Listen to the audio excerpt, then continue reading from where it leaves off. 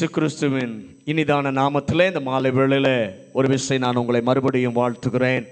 கர்த்தர் நல்லவர், கிருபை உள்ளவர். நல்ல ஒரு ஆராதனையின் பிரசன்னத்தினாலே ஆண்டவர் நம்மை நிரப்பி நடத்தினார். இந்த மாலை வேளையிலும் கர்த்தர் தம்முடைய வார்த்தையின் மூலமாக நம்மோடு கூட பேசுவதற்கு நாம் விட்டு கொடுப்போம். வாசிக்கலாம். யோவான் எழுதின சுவிசேஷம் 14வது அதிகாரம் 13, 14 வசனங்களை வாசிப்போம். யோவான் 14வது அதிகாரம் 13, 14 வசனங்கள்.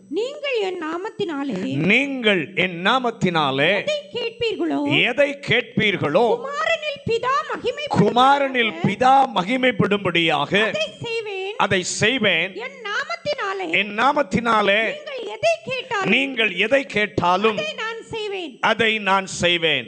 ஆண்டவர் தைரியமா சொல்றாரு, அதை நான் செய்வேன்.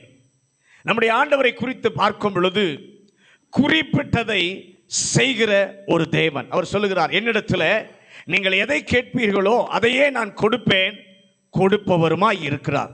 படைத்த ஆண்டவருக்கு ஒவ்வொரு காரியத்திலும் அக்கறை உண்டு.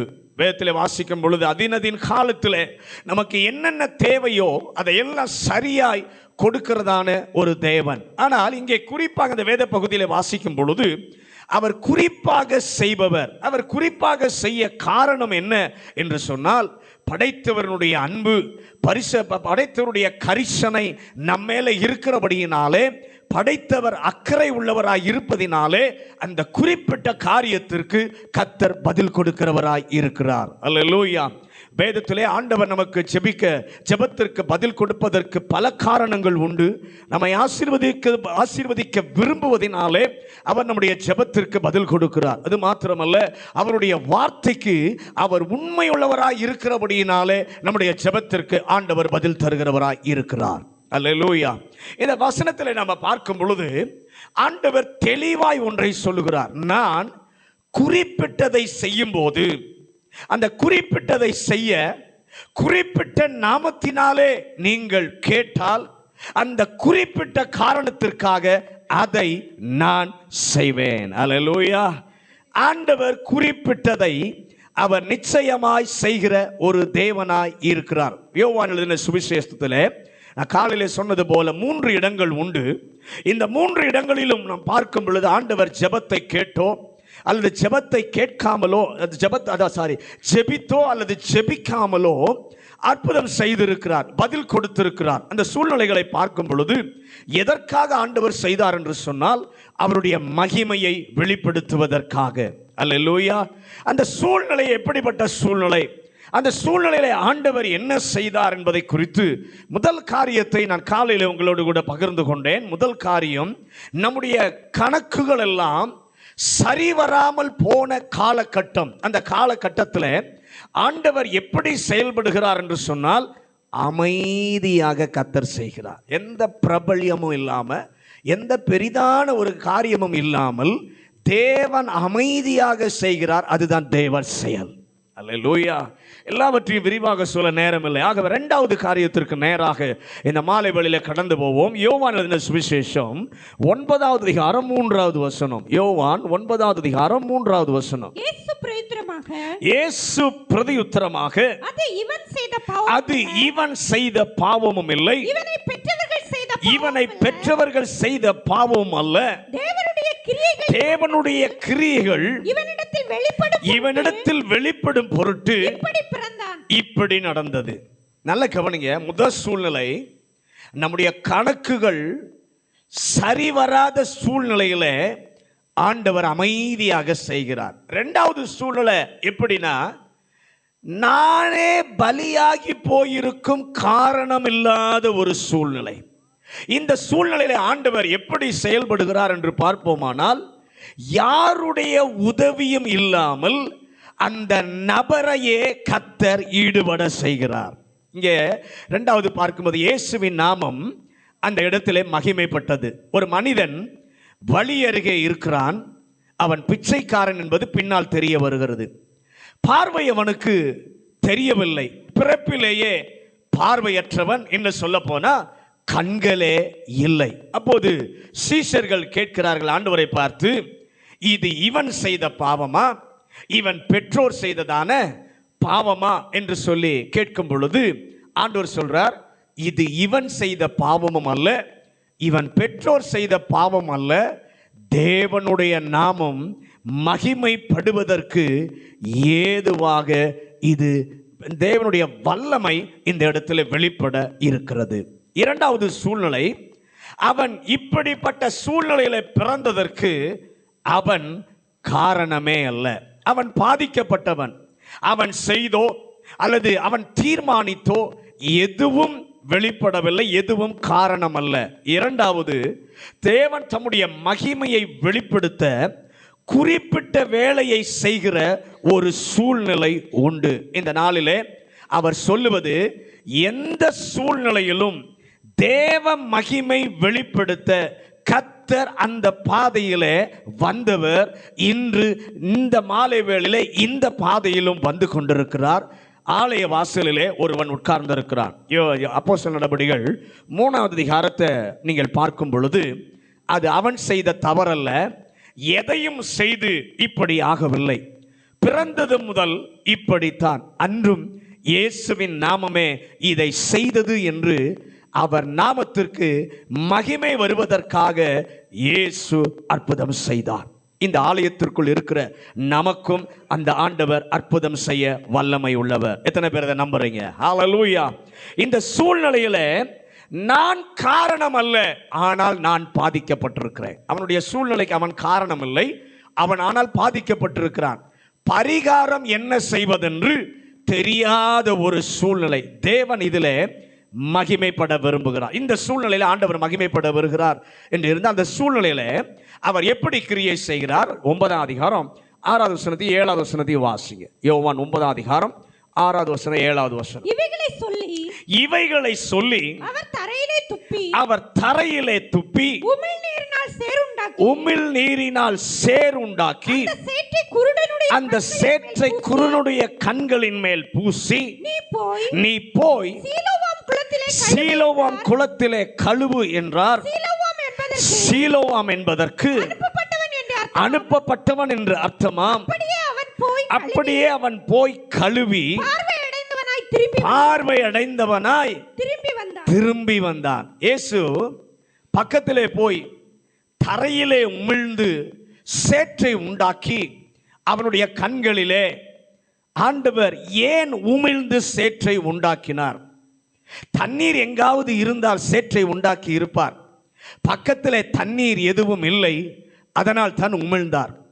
சேற்றை உண்டாக்கி அவன் கண்களிலே பூசி அவனை பார்த்தே ஆண்டவர் சொல்லுகிறார். நல்ல கவனிங்க. சேற்றை உண்டாக்கி பூசி அவனை பார்த்து சொல்லுகிறார், நீ போய் சீலோவாம் குளத்திலே உன் கண்களை கழுவு.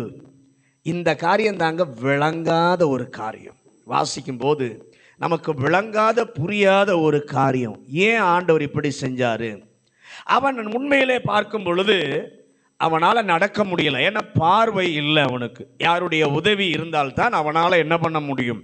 போக முடியும். அப்படிப்பட்ட சூழ்நிலையில் இருக்கிறான். உடனே சுகப்படுத்தி, எத்தனையோ பேரை ஆண்டவர் சுகப்படுத்தி இருக்கிறார். எத்தனையோ பேருக்கு வார்த்தை சொன்ன உடனே விடுதலை வந்திருக்கிறது, சுகம் பெற்று இருக்கிறாங்க, தொற்றிருக்கிறார் ஆண்டவர், சுகமாகி இருக்கிறாங்க. ஆனா இந்த ஒரு மனிதனுக்கு அப்படி செய்வதற்கு பதில் ஆண்டவர் என்ன செய்கிறார்? அவருடைய கண்களிலே சேற்றை பூசி, நீ போய் சீலோவாம் குளத்தில் கழுவு. அவன் போய் கழுவின போது பார்வை அடைந்தவனாக அவன் திரும்பினான். ஆண்டவர் சில நேரத்தில் சில சூழ்நிலையில மகிமைப்படுவதற்காக செய்கிற முறை நமக்கு புரியாது. பக்கத்தில் பார்த்து சொல்லுங்க, ஆண்டவர் சில நேரத்தில் சில சூழ்நிலைகளில் அவர் மகிமைப்படுவதற்கு செய்கிற காரியம் நமக்கு புரியாது, விளங்காது. முதல் அற்புதத்தில் பார்த்தோம், அமைதியாக கர்த்தர் செய்கிறார். இரண்டாவது அற்புதத்தில் அந்த நபரே முழுமையாக ஈடுபடுவதற்கு, யாருடைய உதவியும் இல்லாமல் அவரே ஈடுபடுவதற்கு என் ஆண்டவர் விரும்புகிறார். பக்கத்தில் கையை கொடுத்து சொல்லுங்க, ரெண்டாவது சூழ்நிலையில் யாருடைய உதவி இல்லாம உங்களை வச்சே கர்த்தர் செய்ய விரும்புகிறார். அல்லேலூயா. உங்களை வச்சு ஆண்டவர் நடப்பிக்க விரும்புகிறார். ஆண்டவர் அங்கே செயல்பட்டதை நாம் பார்க்கிறோம். அந்த பகுதியில் கர்த்தர் மட்டும் அவன் கண்களை அப்பயே சுகமாக்கி இருந்தாருன்னு வச்சுக்கோங்களேன், அவன் வாழ்க்கையில ஒன்று நடந்துராது. அவன் வாழ்க்கையில் நடந்த பெரிய அற்புதம் என்ன? இவனுக்கென்று ஒரு அதிகாரத்தையே கர்த்தர் எழுத வைத்திருக்கிறார். ஆமென். அப்பவே சுகம் கிடைச்சிருந்தா இந்த ஸ்லாக்கியம் அவனுக்கு கிடைச்சிருந்திருக்காது.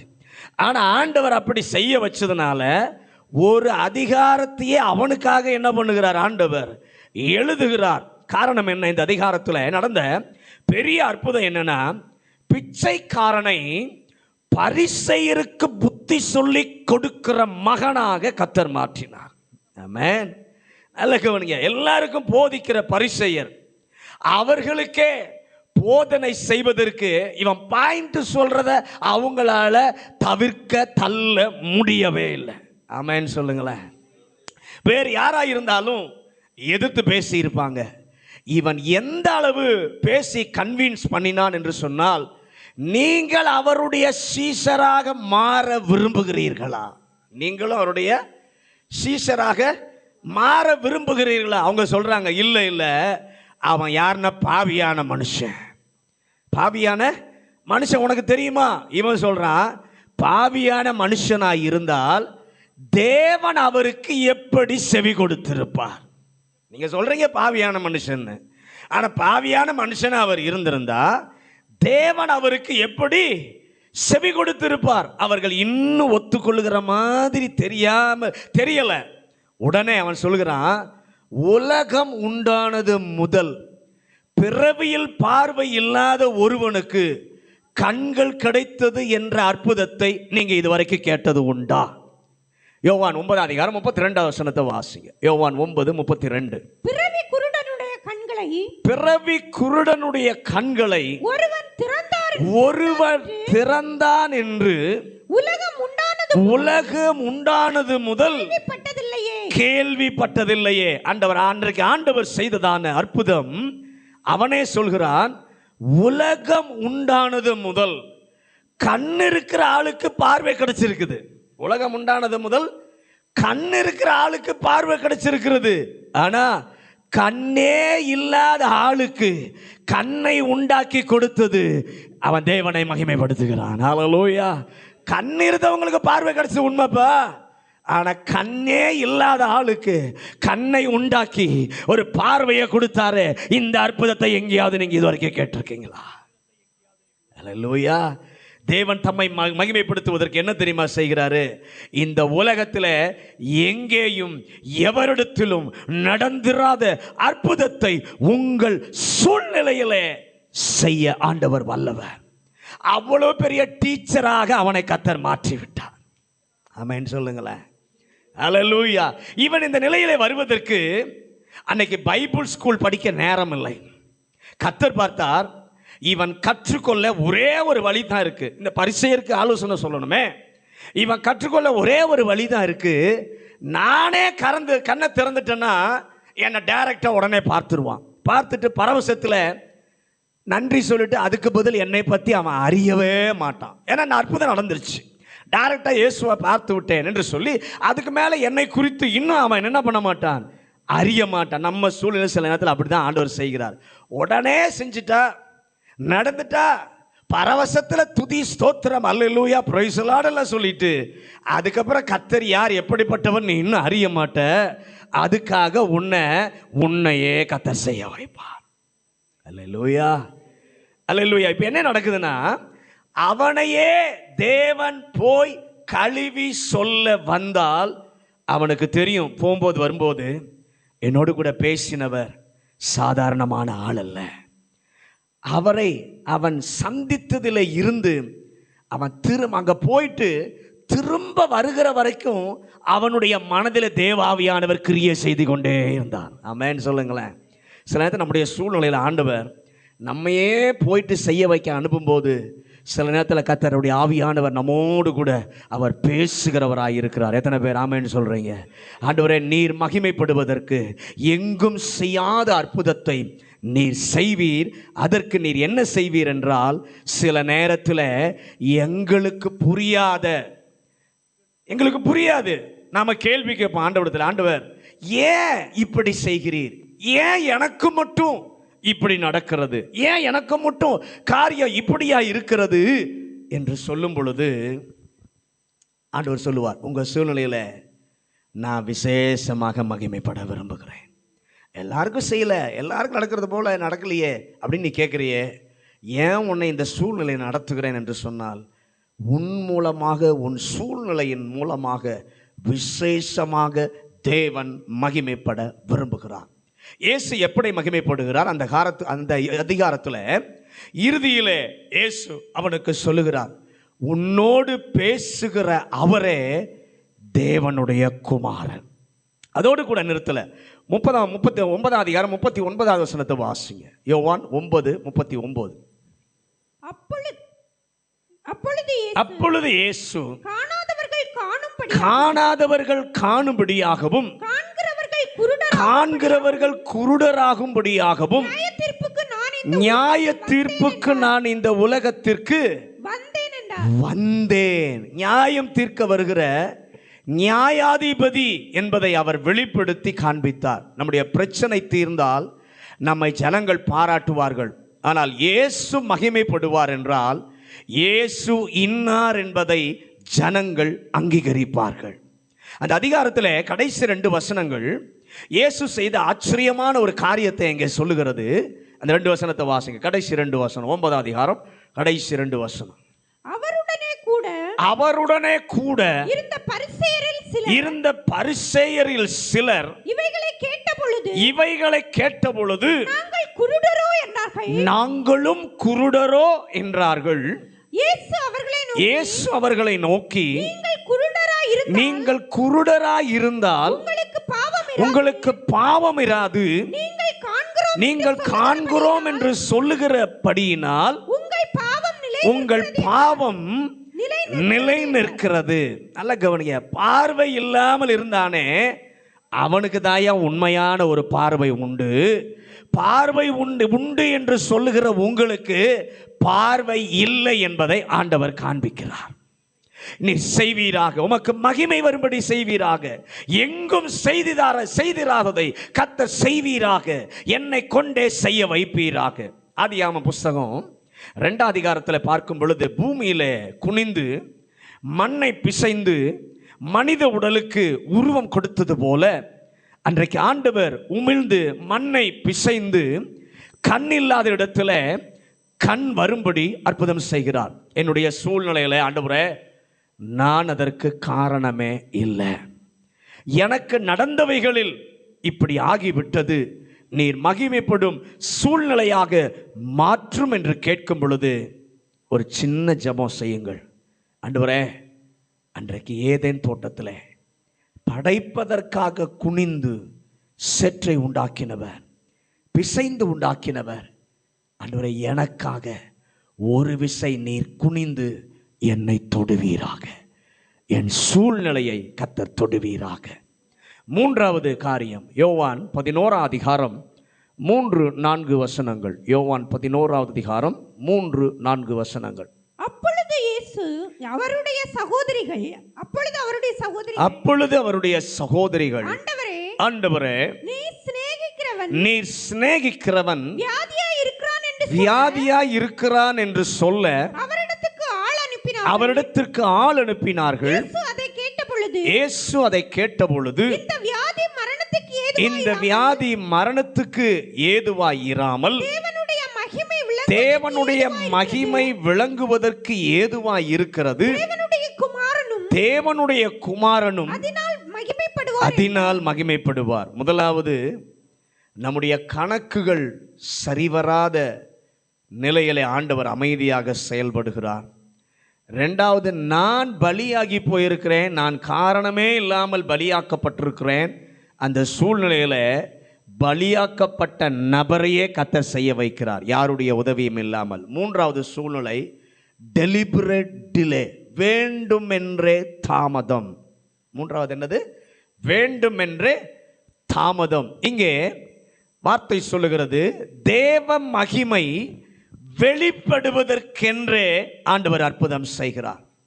கணக்குகள் சரிவராத காலகட்டம், நான் பலியாகி போயிருக்கும் காரணம் இல்லாத ஒரு சூழ்நிலை. மூன்றாவது, உம்முடைய சிநேகிதன், இங்கே வசனம் சொல்லுகிறது, உம்முடைய சிநேகிதனாய் இருப்பவன் வியாதியாய் இருக்கிறான், ஜெபிப்பதற்காக சகோதரிகள் சொல்லி அனுப்புறாங்க. கர்த்தர் சொல்லுகிறார், இந்த வியாதி தேவ மகிமை விளங்குவதற்கு ஏதுவாக இருக்கிறது என்று சொல்லி மேலும் கர்த்தர் தாமதப்படுத்தினார்.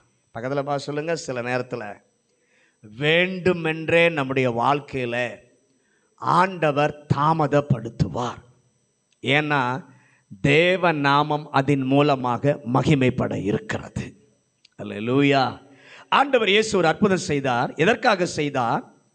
தேவ மகிமையை அந்த சூழ்நிலையில வெளிப்படுத்த முதல் முறை அமைதியாக செய்தார்.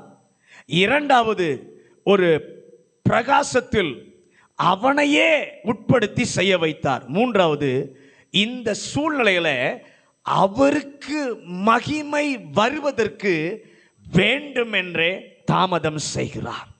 அல்லேலூயா. நல்ல கவனிங்க, 11:6 வாசிங்க. யோவான் 11:6. அவன் வியாதியா இருக்கிறதாக அவர் கேள்விப்பட்ட பொழுது தாம் இருந்த இடத்திலே பின்னும் 2 நாள் தங்கி இருந்தார். அப்படி இருந்த ஆண்டவர் கேள்வி செய்தி வருது, சுகவீனமா இருக்கிறான். அன்பா இருந்தவன் இயேசுவுக்கு அன்பா இருந்த குடும்பம் செய்தி கேள்விப்பட்டும் அப்படி இருந்தும் ஆண்டவர் இன்னும் 2 நாள் அங்கே தங்கினார். என்ன ஆண்டவரே, நம்முடைய வாழ்க்கையில் நாம் நினைக்கிறோம், என்ன ஆண்டவரே ஒவ்வொரு மாதமும் சொல்கிறீர், ஒவ்வொரு மாதமும் என் வாழ்க்கையில் டிலே ஆகி கொண்டே போகிறதே என்று இருந்தால், ஒருவேளை இன்றைக்கு கர்த்தர் உங்களுக்கு பதில் சொல்லுகிற நேரமாக இருக்கலாம். அல்லேலூயா.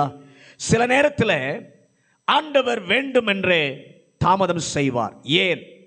அவருக்கு மாத்திரம் மகிமை வரணும். பக்கத்தில் சொல்லுங்க, தாமதம் செய்வது அவருக்கு மாத்திரம் மகிமை வருவதற்காக. யோசேப்பே, நீ நினைத்த நாளிலேயே உனக்கு பரிந்துரை மூலம் உயர்வு வந்திருந்தால் நீ எனக்கு நன்றி சொல்லி இருப்பப்பா, நான் ஒத்துக்கொள்கிறேன். உடனே பரிந்துரை செய்து உனக்கு உயர்வு கிடைச்சிருந்தா எனக்கு நன்றி சொல்லி இருப்ப. ஆனால் உன்னை சிபாரிசு பண்ணவன் இருக்கிறான் பாரு, அவன் வாழ்நாள் முழுவதும் மனதில் என்ன வைத்திருப்பான் தெரியுமா? என்னால தான் உனக்கு நடந்தது, என்னுடைய சிபாரிசுனால தான் உனக்கு என்ன பண்ணுச்சு நடந்தது என்று மனதில் வைத்திருப்பது மாத்திரமல்ல, வெளியே அதை சொல்லியும் இருப்பான். ஆனால் ஆண்டவர் 2 வருடம் மறக்க வைக்கிறார். பக்கத்தில் சொல்லுங்க, உங்களை உயர்த்த தாமதம் பண்ணுவது அவர் நாமம் மகிமைப்பட. மனுஷன் உயர்த்தினா, பரிந்துரை மூலம் உயர்த்தப்பட்டா, பரிந்துரை செய்தவங்க சொல்லுவாங்க, என்னால் தான் உனக்கு வந்துச்சு, என்னால் தான் உனக்கு நடந்துச்சு. அதனால் ஆண்டவர் பார்த்தாரு, 2 வருஷம் மறக்க வைக்கிறார். மறக்க வைத்த பின்பு இவனை வெளியே கொண்டு வரணும் இல்லையா? அதுக்காக ஆண்டவர் என்ன பண்ணுகிறார்? ராஜாவுக்கு ஒரு சொப்பனத்தை ஆண்டவர் கொடுக்கிறார். அர்த்தத்தை சொல்லக்கூடிய வாய்ப்பை இந்த யோசேப்புக்கு கர்த்தர் கொடுத்து கொண்டு வரும்போது, யோசேப்பே, நீ மகிமை அடைந்ததை விட உன் தேவன் உன் மூலமாக மகிமைப்படுவதற்கு, தேவன் உயர்த்தப்படுவதற்கு இந்த வாய்ப்பை உனக்காக ஏற்படுத்தி கொடுத்தார். அல்லேலூயா. 2 வருடம் தாமதமாகாம உடனே நடந்திருந்தா இவ்வளவு தூரம் தேவன் மகிமைப்பட்டிருக்க மாட்டார். நீ நன்றி சொல்லிட்டு போயிருப்ப. ஆனா 2 வருடம் மறக்க வச்சார் பாத்தியா? அந்த 2 வருட தாமதம் தான் நீ மகிமைப்பட்டதை விட ஆண்டவர் மகிமைப்பட, உயர்த்தப்பட ஒரு வாய்ப்பாக கர்த்தர் மாற்றினார். இந்த தேவனை ஆராதிக்கிற ஒரு குடும்பம், இந்த தேவனை ஆராதிக்கிற ஒரு குடும்பம் எங்கோ இருக்கிறது. அவர்கள் தேவனை மகிமைப்படுத்த அழைத்து வரப்படுவதற்கு அதுதான் காரணமாயிருக்கும். ஒருவேளை நீர் தாமதிப்பதை போல் என்னுடைய வாழ்க்கையில் இருந்தால் நீர் நிச்சயமாக இறங்கி கிரியை செய்வீர். பக்கத்தில் பார்த்து சொல்லுங்க, ஆண்டவர் கிரியை செய்ய தாமதம் ஆவதை போல் இருந்தால் நிச்சயமாக கர்த்தர் இறங்கி கிரியை செய்வார். ஏனென்றால் நம்முடைய ஆண்டவர் மறப்பதில்லை. பக்கத்தில் கை கொடுத்து சொல்லுங்க, நிச்சயமாக செய்வார். நம்முடைய ஆண்டவர் நம்மை மறப்பது இல்லை. மறந்தவனையும் நினைப்பூட்ட வைக்கிறவர் தான் நம்முடைய ஆண்டவர். யோவான் 11ஆம் அதிகாரம் 37 வசனத்தை வாசிங்க. 11:37. அவர்களில் சிலர் குருடனுடைய கண்களை திறந்த இவர் இவனை சாகாமல் இருக்க பண்ணவும் கூடாதா என்றார்கள். நல்ல கவனிங்க, இயேசு இப்ப கல்லறையின் அருகே வந்திருக்கிறார். ஜனங்க சொல்றாங்க, குருடரின் கண்களை திறந்த இவருக்கு இந்த நண்பனா இருந்தானே இவனை காப்பாற்ற முடியாதா? மரிக்காமல் இருக்க பண்ணக்கூடாதா? மரிக்காமல் இருக்க பண்ண முடியாதா என்று சொல்றாங்க. 9ஆம் அதிகாரத்தை நடந்ததுல இவங்க சொல்றாங்க. 9ஆம் அதிகாரத்தை நடந்ததை இவங்க சொல்றாங்க, இதற்கு முன்பு நீர் மகிமைப்படுத்துவதற்காக செய்தீரே, அதை செய்தவருக்கு இது நடக்காமல் இருந்திருக்க செய்ய முடியாதா என்று கேட்கிறார்கள். ஆண்டவர் இப்படிப்பட்ட சூழ்நிலையில அற்புதம் செய்யும் போது நம் கேள்வி கேட்குதல், நம்முடைய சிந்தனையின் ஆய்வு அத்தனைக்கும் அப்பால் இந்த தேவன் கிரியை செய்ய வல்லவர். பக்கத்தில் வாசனை, உங்க கேள்விக்கு உங்க சிந்தனைக்கு அப்பாற்பட்ட காரியத்திற்கும் தேவன் பதிலை கொடுக்க உண்மை உள்ளவர். மரித்தவரின் பெயரை சொல்ல எல்லாருக்கும் முடியும். அதில் சொல்லுங்க, மரித்தவனுடைய பெயரை சொல்ல எல்லாருக்கும் முடியும். ஆனால் மரித்தவனை உயிருள்ளவனா, அந்த உயிரோடு இருக்கிறவனை போல அழைக்க இயேசுவுக்கு மாத்திரம்தான் முடியும். ஆமென். முதல் அதிகாரத்தில் படைப்பதற்கு எந்த குரலை பயன்படுத்தினாரோ அதே குரலை இன்று லாசருவை எழுப்புவதற்கு தேவன் பயன்படுத்தி காண்பித்தார். அல்லேலூயா. அன்று என்னுடைய சூழ்நிலையில நீர் அற்புதம் செய்வதற்கு நீர் பேசுவீராக. மார்த்தாலே நீ பேசினது போதும், மரியாளே நீ பேசினது போதும், கொஞ்சம் இயேசு பேச இடம் கொடு. பக்கத்தில் பார்த்து சொல்லுங்க, மார்த்தாலே நீ பேசினது போதும், மரியாளே நீ பேசினது போதும், கொஞ்சம் அமைதியார். இயேசு பேச என்ன பண்ணு, இடம் கொடு. ஆண்டவரே நீர் பேசுவீராக. என்னோடு இல்லப்பா, என் பிரச்சனையோடு நீங்க பேசுங்க, என்னுடைய நெருக்கத்தோடு நீங்க பேசுங்க, என்னுடைய சூழ்நிலையோடு கூட நீங்க பேசுங்க. இந்த இயேசு செய்ய முடியாதது என்பது எதுவுமே இல்லை. எத்தனை பேர் விசுவாசிக்கிறீங்க? அன்றைக்கு அதை விளங்க பண்ணினவர் இன்றைக்கு உங்களுக்கும் விளங்க பண்ண வல்லவராய்த்தான் இந்த மாலை வேளையில நம் நடுவிலே கர்த்தர் வந்திருக்கிறார். அன்றைக்கு வசனம் சொல்லுகிறது, அன்றைக்கு யூதரிலே அநேகரும் இயேசுவின் மேல் விசுவாசம் உள்ளவர்கள் ஆனார்கள். அல்லேலூயா. இந்த 3 சூழ்நிலையிலும் அவருடைய பெயர் எங்கெல்லாம் மகிமைப்பட்டதோ அங்கெல்லாம் அவரை நம்பாத பலர் அவர் மேல் விசுவாசம் வைத்தார்கள். என்னுடைய வாழ்க்கையில நீர் எனக்கு பதில் தரும்போது, ஆண்டவரே உங்க நாமம் மகிமைப்படுவதற்காக பதில் தருகிறீர் என்றால் எப்படி பார்க்கிறது? கர்த்தர் அதை நடத்தும் போது இதுவரை அவர் மேல் நம்பிக்கை வைக்காத பலர் உங்க வாழ்க்கையில ஏற்பட்ட அற்புதத்தின் மூலம் அநேகர் அவர் மேல் நம்பிக்கை கொள்ள என் ஆண்டவர் கிரியை செய்வார். ஆமென். இந்த 3 சூழ்நிலைகளும் உம்முடைய மகிமையை வெளிப்படுத்துவதற்கென்று நீர் நடத்தும் முறை வித்தியாசமாக இருக்கலாம், ஆனால் நிச்சயமாய் நடத்தி காண்பிக்கிறீர். உமக்கு மகிமை உண்டாக உம்மை பலர் நம்புவதற்கு, உம்மண்டையில வருவதற்கு ஏற்ற நிலையிலே காரியங்களை இந்த மாதத்திலே கர்த்தர் நடப்பிப்பீராக. இதை ஆண்டவர் செய்யணும்னு நாம என்ன செய்யணும்? யோவான் 2ஆம் அதிகாரம் 4வது வசனம். யோவான் 2ஆம் அதிகாரம் 4வது வசனம். அதற்கு இயேசு ஸ்திரீயே எனக்கும் உனக்கும் என்ன, என் வேலை இன்னும் வரவில்லை. அவர் தாமதிப்பதை போல இருந்தாலும், யாருக்கும் பதில் தெரியாததை போல இருந்தாலும், தேவ குறுக்கீடு அவருக்கு மகிமையை வர செய்யணும் என்றால் முதலாவது அவர் கேட்பது என்ன தெரியுமா? என்னுடைய வேலை என்று சொல்லி ஒன்று இருக்கிறது. பாஸ்டர், எதனாலும் நாங்கள் தாங்கி கொள்ளுவோம். ஆண்டவரே, இந்த ஒன்றை தான் எங்களால் என்ன பண்ண முடியாது, தாங்க முடியாது. எதை சொன்னாலும் பரவாயில்ல, ஆனால் என்னுடைய வேலைன்னு சொல்கிறீரே, அது வரைக்கும் எப்படியா நான் தாங்கிறது, எப்படியா நான் வெயிட் பண்ணுறது? அது ஒன்று தானே முடியாது. நீர் எப்போ செய்வீர்? முன்னால் அதை சொல்லவும் மாட்டீர், முன்னால் அதை காண்பிக்கவும் மாட்டீர். எப்போ செய்ய போகிறேன், என்னைக்கு நடக்க போகிறது என்று முன்னாலே சொல்ல மாட்டேங்கிறீர். சொன்னாலாவது பரவாயில்லை.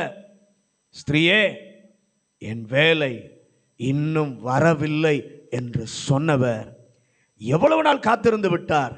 சொல்ல மாட்டார்.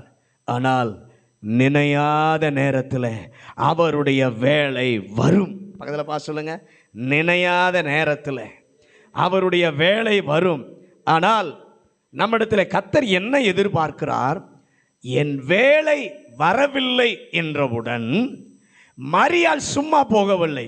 மரியாள் செய்ததை நாமும் செய்ய கர்த்தர் எதிர்பார்க்கிறார். வேலை வரலன்னா ஏதோ அவர் பார்த்துக்கிட்டுன்னு அவர் போகலை. அவர் சொல்றா, உம்முடைய வேலை வரும்போது முழுவதும் கீழ்ப்படிய என்ன ஆயத்தம் தேவையோ அதை இப்பயே நான் ரெடி பண்ண வைக்க விரும்புகிறேன்.